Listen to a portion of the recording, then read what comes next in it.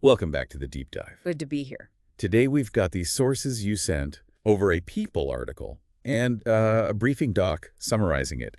We're going to dive into a really raw update from former Bachelorette Katie Thurston. Yeah, she's been very open recently about living with stage 4 breast cancer. These sources capture her latest very candid share. Right. So our mission today is really just to unpack what she's sharing straight from these documents, the side effects, the tough choices, the emotional side of it all. Exactly. It's quite an inside look she's offering. Okay, so let's get into it. She shared this update, June 1st, Instagram reel. Mm-hmm. And that day was, interestingly, National Cancer Survivors Day. Oh, wow. Okay.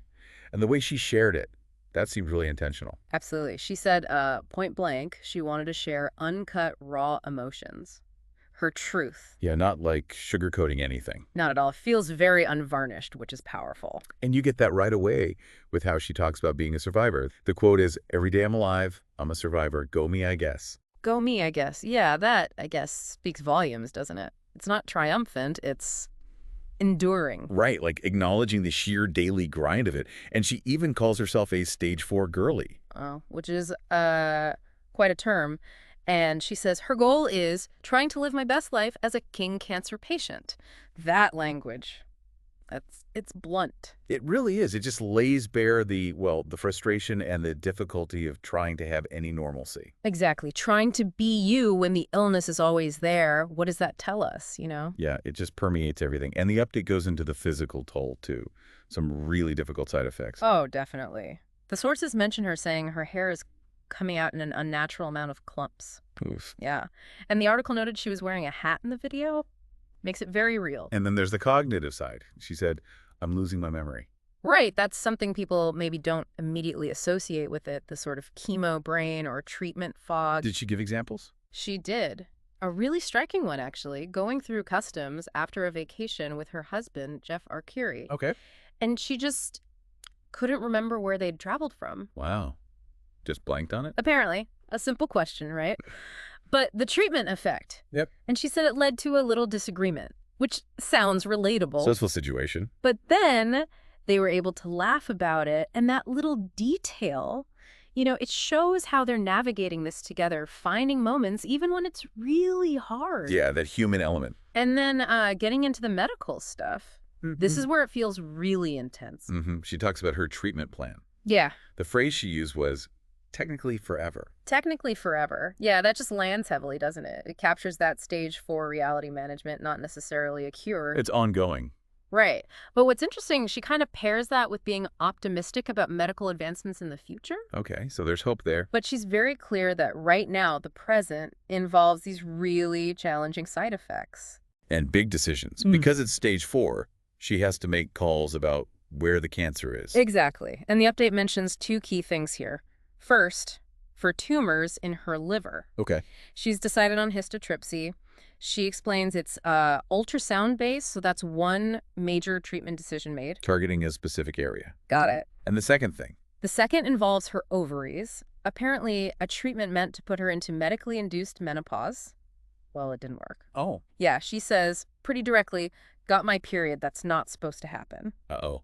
So what does that mean? It means potentially she might have to get my ovaries taken out. Wow. Okay. And her comment on that, not ideal, which feels like a massive understatement. Yeah, no kidding. That's a huge decision, major surgery, all because the first treatment didn't go as planned. It really highlights the complexity, the unexpected turns in managing this long term.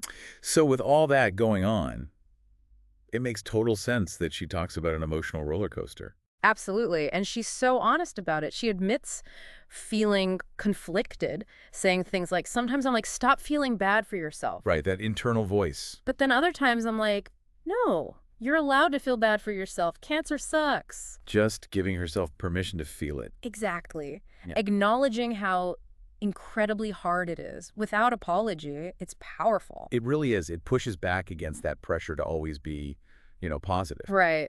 And the sources mention this contrast, too, coming back to New York City after a nice vacation. And having to get back at it again. Yeah, that snap back to the reality of appointments, treatment, managing everything after maybe a brief escape, that must be jarring. But it seems like sharing this, even the really hard parts, is connecting her with people, finding support. Definitely.